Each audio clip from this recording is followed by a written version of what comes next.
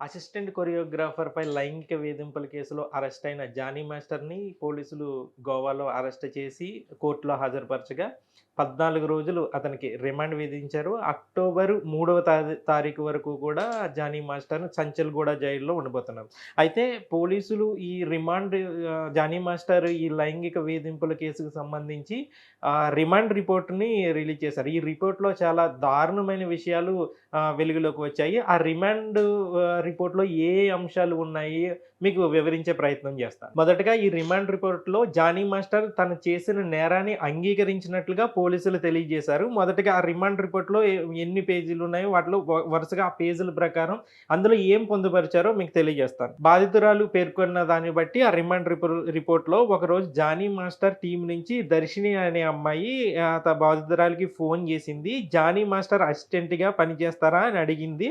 బాధితురాలు దానికి ఓకే చెప్పింది. ఫస్ట్ ఆళ్ళు ఈ పేర్కొన్న దాంట్లో ఫస్ట్ పాయింట్ ఏందనంటే ఇది ఉంది. ఎవరైతే దర్శిని అనే అమ్మాయి ఉన్నదో ఆమె జానీ మాస్టర్ దగ్గర అసిస్టెంట్‌గా పనిచేస్తుంది. ఆమె నుంచి ఈ బాధితురాలికి ఫోన్ వెళ్ళటం, జానీ మాస్టర్ దగ్గర ఆయన పాపులర్ కొరియోగ్రాఫర్ కావడంతో ఆయన దగ్గర అసిస్టెంట్‌గా పని చేస్తారా అని చెప్పేసి అడగడంతో అలాంటి అవకాశం కోసం ఎదురు చూస్తున్న ఈ బాధితురాలు సరేనని ఓకే చెప్పింది. ఆ తరువాత ఇది 2019లో 2019 డిసెంబర్ 15న హైదరాబాద్‌లో జరిగిన 'అలవైకుంఠపురంలో' మూవీ సాంగ్ షూట్‌లో బాధితురాలు ఈ విషయాన్ని తెలియజేసింది. అక్కడ మొదటిసారి బాధితురాలు జానీ మాస్టర్‌తో మాట్లాడడం జరిగింది. ఏదైతే 2019లో డిసెంబర్ 15న ఈ ఇష్యూకి సంబంధించి అక్కడి నుంచి కాల్ వచ్చిన తర్వాత ఈమె వెళ్లి 'అలవైకుంఠపురంలో' సాంగ్ షూట్ జరుగుతుంటే జానీ మాస్టర్‌ని కలవటం, అక్కడే బాధితురాలు ఆ జానీ మాస్టర్‌తో మాట్లాడటం జరిగింది. అంతకుముందు రిహార్సల్స్ కూడా ఏమీ చేయలేదు. అంటే జానీ మాస్టర్‌కి సంబంధించి ఈ సాంగ్స్‌కి సంబంధించి వాళ్ళ మధ్యన ఏమి రిహార్సల్స్ కూడా ఏం జరగలేదని చెప్పేసి చెప్పింది. అయితే సాంగ్ షూటింగ్ జరిగిన అదే రోజు జానీ మాస్టర్ నుంచి బాధితురాలికి ఫోన్ వచ్చింది. ఫస్ట్ టైమ్ జానీ మాస్టర్ నుంచి ఫోన్ వచ్చింది. అప్పుడే సాంగ్ షూటింగ్ జరిగిన అదే రోజు మేనేజర్ నుంచి బాధితురాలికి ఫోన్ వచ్చింది. 2020 జనవరి 10న ఒక సాంగ్ షూటింగ్ కోసం ముంబై వెళ్ళాలని బాధితురాలికి మేనేజర్ చెప్పారు. జానీ మాస్టర్ మరో ఇద్దరు మేల్ అసిస్టెంట్లు రాహుల్, మొయిన్‌తో కలిసి బాధితురాలు జనవరి 10న ముంబై వెళ్ళింది. జానీ మాస్టర్ తన ఆధార్ కార్డ్, కొన్ని డాక్యుమెంట్లను బాధితురాలికి ఇచ్చారు. మీరంతా ముంబైలోని ఓ హోటల్‌లో దిగాలి అని చెప్పారు. అలాగే జానీ మాస్టర్ డాక్యుమెంట్స్‌ను బాధితురాలు తనతో పాటు రూమ్‌కి తీసుకొని వెళ్ళింది. రిపోర్ట్‌లో తెలియజేసిన దాని ప్రకారం చూస్తే, అప్పుడు ఆళ్ళు ముంబై హోటల్‌కి వెళ్ళినప్పుడు ఈమె బాధితురాలతో పాటు మరో ఇద్దరు జానీ మాస్టర్ అసిస్టెంట్లు కూడా ఉన్నారని జెప్పేసి తెలియజేశారు అందులో. అయితే అదే రోజు రాత్రి 11-12 గంటల సమయంలో జానీ మాస్టర్ నుంచి బాధితురాలికి కాల్ వెళ్ళింది. నా ఆధార్ కార్డ్ డాక్యుమెంట్ తీసుకొని నా రూమ్‌కి రా అని జానీ మాస్టర్ చెప్పాడు. బాధితురాలు డాక్యుమెంట్స్ తీసుకొని జానీ మాస్టర్ రూమ్‌కి వెళ్ళింది. అప్పుడు సమయం రాత్రి 11-12 మధ్య జరిగినట్టుగా రిమాండ్ రిపోర్ట్‌లో తెలియజేశారు. అదే మొదటగా ఆ డాక్యుమెంట్స్ ఏయైతే ఉన్నాయో అవి ఆధార్ కార్డు, మిగతా డాక్యుమెంట్ తీసుకొని జానీ మాస్టర్ తనకు రూమ్‌కి రావాలని చెప్పేసి ఈ బాధితురాలికి చెప్పారు. బాధితురాలు డాక్యుమెంట్ తీసుకొని జానీ మాస్టర్ రూమ్‌కి వెళ్ళింది. జానీ మాస్టర్ రూమ్ డోర్ తెరిచే ఉంది ఈమెళ్ళే టైంకి. ఆమె కాస్త లోపలికి వెళ్ళి "మాస్టర్ నేను రావచ్చా?" అని అడిగింది. అయితే అప్పటికే డోర్ వెనుక ఉన్న జానీ మాస్టర్ వెంటనే డోర్ క్లోజ్ చేసి బాధితురాలిని లోపలికి తీసుకొని వెళ్ళాడు. "మాస్టర్ నన్ను వదిలేయండి నేను రూమ్‌కి వెళ్ళిపోతాను" అన్నా వదలలేదు. అంటే ఫస్ట్ ఇక్కడ జరిగింది మా అక్కడ హోటల్ రూమ్‌కి వెళ్ళేటప్పటికి ఆయన ఆల్రెడీ ఒక ప్లాన్ ప్రకారమే జరిగింది అనటానికి ఈ ఈ డాక్యుమెంట్సు, ఈ ఆధార్ కార్డు ఇదంతా గూడా ఒక ప్లాన్ ప్రకారమే బాధితురాలితోని తీసుకొని రమ్మన్నారు అనేది ఇక్కడ ఈ వివరణను బట్టి మనకు తెలుస్తుంది. అలాగే తర్వాత ఏం జరిగిందంటే బాధితురాలిని బెడ్ మీదకి తోసేసి జానీ మాస్టర్ తన బట్టలు తీసేశాడు. ఆ తర్వాత బలవంతంగా బాధితురాలు బట్టలు కూడా విప్పేశాడు. ఆమె అరుస్తున్నా, ఏడుస్తున్నా పట్టించుకోకుండా ఆమెను బలాత్కారం చేశాడు. ఈ విషయం బయటకు చెప్తే అసిస్టెంట్ పోస్ట్‌లో నుంచి తీసేస్తానని, ఇండస్ట్రీలో అవకాశాలు లేకుండా చేస్తానని బాధితురాలిని బెదిరించాడు. దీంతో ఆమె మౌనంగా ఉండిపోయింది. దీన్ని ఆసరాగా తీసుకొని పలుమార్లు ఆమెని వేరు వేరు ప్రాంతాల్లో బలాత్కారం చేశాడు. ఆఖరికి వ్యానిటీ వ్యాన్‌లో కూడా బలవంతంగా అనుభవించాడు. తాను రమ్మన్నప్పుడు బాధితురాలు వెళ్ళకపోతే ఆమెతో ఒక శాడిస్ట్‌లా జానీ మాస్టర్ ప్రవర్తించేవాడని ఆ రిపోర్ట్‌లో తెలియజేశారు. ఆమెతో మాట్లాడకపోవటం, పని ఇవ్వకపోవటం, తోటి అసిస్టెంట్‌ల దగ్గర ఇన్సల్ట్ చేస్తూ మాట్లాడటం తరచూ చేసేవాడు. ఒకరోజు ఇలాగే బాధితురాలికి జానీ మాస్టర్ ఫోన్ చేసి షూటింగ్ ఉంది రమ్మని అడిగాడు. ఇది చాలా దారుణమైన విషయం ఇది. నెక్స్ట్ ఏం జరిగిందనంటే, ఒకరోజు ఇలాగే బాధితురాలికి జానీ మాస్టర్ ఫోన్ చేసి షూటింగ్ రమ్మని అడిగాడు. అయితే ఇంట్లో అమ్మ లేదని, తాను ఒంటరిగా ఉన్నానని, తనకు ఒంట్లో బాలేదని బాధితురాలు చెప్పింది. కాసేపటికి వెంటనే జానీ మాస్టర్ బాధితురాలు ఇంటికి వెళ్ళాడు. ఆమెను ఎందుకు రాలేదు అని జెప్పేసి అప్పుడు కూడా ఆమెపై బలాత్కారం చేశాడు. ఇక జానీ మాస్టర్ బాధ భరించలేక అతని అసిస్టెంట్ అంటే జానీ మాస్టర్ తరచూ తనపై ఇలా చేస్తున్నాడు అనే విషయాన్ని మొదట ఆమె పంచుకున్నది జానీ మాస్టర్ అసిస్టెంట్ మొయిన్‌కు జరిగిందంతా బాధితురాలు చెప్పింది. దీంతో అతడిపై కంప్లెయింట్ చేయమని మొయిన్ సలహా ఇచ్చాడు.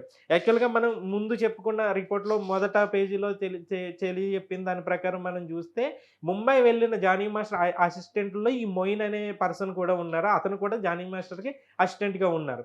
ఈ అసిస్టెంట్‌కి మొదట ఇలా జానీ మాస్టర్ ఇలా చేస్తున్నాడన్న విషయాన్ని మొయిన్‌తో చెప్పినప్పుడు, మొయిన్ అతనిపై కంప్లెయింట్ ఫిర్యాదు చేయమని ఈ బాధితురాలికి సలహా ఇచ్చింది మొయిన్ అని ఈ ఈ ఇక్కడ పేర్కొన్నారు. ఇదిలా ఉంటే ఒకరోజు జానీ మాస్టర్ అతని భార్య సుమలత అలియాస్ అయేషా బాధితురాలి ఇంటికి వెళ్లారు. అంటే వీళ్ళిద్దరూ కలిసి జానీ మాస్టర్‌తో పాటు అయేషా అతని భార్య సుమలత అలియాస్ అయేషా కూడా బాధితురాలు ఇంటికి వెళ్లారు. బాధితురాలిని జానీ మాస్టర్ భార్య కూడా బెదిరించింది. బాధితురాలి మీద అరిచింది. రేప్ విషయం బయటకు చెప్తే భవిష్యత్తే లేకుండా చేస్తానని, తన ఇన్‌ఫ్లుయెన్స్ వాడి ఇండస్ట్రీలో అవకాశం లేకుండా చేస్తానని జానీ మాస్టర్ బెదిరించారు. అంటే ఇక్కడ జానీ మాస్టర్‌తో పాటు ఆమెపై ఈ బలాత్కారాలు వరుసగా జరుగుతూ ఉండగా, ఈ విషయం ఆమెకి తెలిసే జరిగింది అన్నది ఇక్కడ మనం గమనించవచ్చు. ఎందుకనంటే ఇది ఇలా జరిగిన తర్వాత జానీ మాస్టర్‌తో కలిసి ఆహ్, ఆహ్, తన భార్య ఈమె ఇంటికి వచ్చి, ఇది ఎవరికైనా ఈ విషయం బయటికి తెలియజేస్తే గనక నీకు అవకాశాలు లేకుండా చేస్తామని జెప్పేసి బెదిరించినట్టుగా భార్యాభర్తలు ఇద్దరూ కలిసి బెదిరించినట్టుగా ఈ రిమాండ్ రిపోర్ట్‌లో ఈ అంశాన్ని తెలియజేశారు. అలాగే నెక్స్ట్ బాధితురాలు Telugu film and TV dance directors association ప్రెసిడెంట్‌కి కంప్లెయింట్ చేసింది. జానీ మాస్టర్ గురించి జరిగిందంతా చెప్పింది. అంటే ఇప్పుడు చాలామంది ఇది జరిగింది ఇన్నాళ్ళ నుంచి జరుగుతుండుంటే ఎందుకు చెప్పలేదు అని చెప్పి చాలామంది క్వెషన్స్ వేస్తున్నారు. అయితే ఇక్కడ ఈ పాయింట్ ఇక్కడ మనం క్లియర్‌గా గమనించాలి. బాధితురాలు తనపై దాడి జరుగుతున్నప్పుడు, లైంగిక దాడి జరుగుతున్నప్పుడు Telugu film and TV dance directors association ప్రెసిడెంట్‌కి కంప్లెయింట్ చేసింది. యాక్చువల్‌గా ఇప్పుడు ప్రెజెంట్ ఇదే అసోసియేషన్‌కి జానీ మాస్టర్ ప్రెసిడెంట్‌గా ఉన్నారు.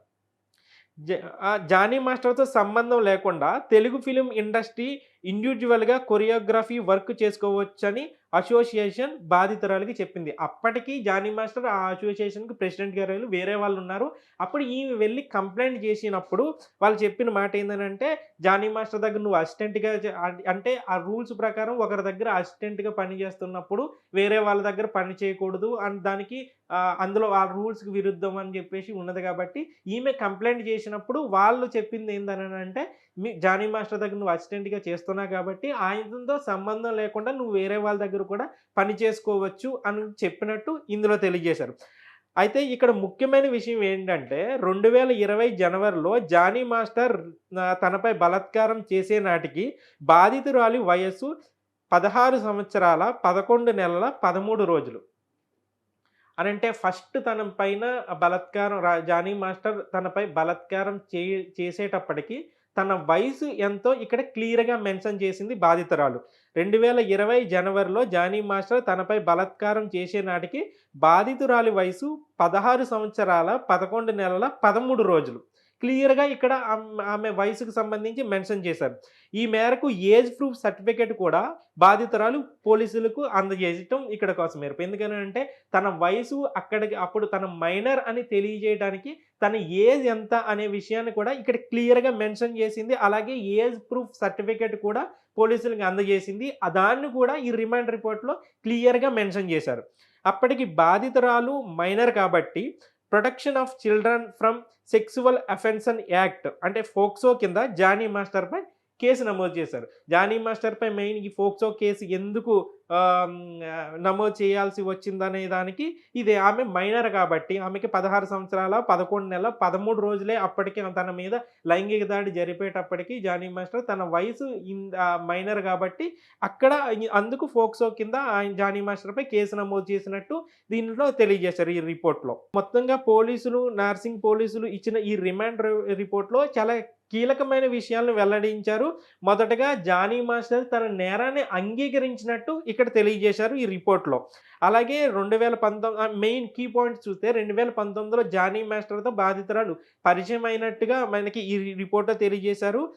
ముఖ్యంగా దురుద్దేశంతోనే జానీ మాస్టర్ బాధితురాలిని అసిస్టెంట్‌గా చేర్చుకున్నట్టు పోలీసులు పేర్కొన్నారు. అంటే ఎవరైతే తన దగ్గర పనిచేసే అసిస్టెంట్ నుంచి ఆమెకు ఫోన్ ఎళ్ళటము, ఆయన దగ్గర మీరు అసిస్టెంట్‌గా పని చేస్తామని చెప్పేసి బాధితురాలిని అడగటము, ఇంకొక ఇద్దరు అసిస్టెంట్‌లతో ముంబై హోటల్‌కి తీసుకొనెళ్ళటము, అక్కడ ముంబై హోటల్‌కి తీసుకెళ్ళిన తర్వాత ఈ జానీ మాస్టర్‌కి సంబంధించిన ఆధారులు, ఆధార్ కార్డు అలాగే ఇతర డాక్యుమెంట్సు అవన్నీ తీసుకొని జానీ మాస్టర్ ఏదైతే రూమ్‌లో ఉన్నారో ఆ రూమ్‌లోకి బాధితురాలిని ఒక పథకం ప్రకారమే ఆమెను అక్కడికి పంపించటము.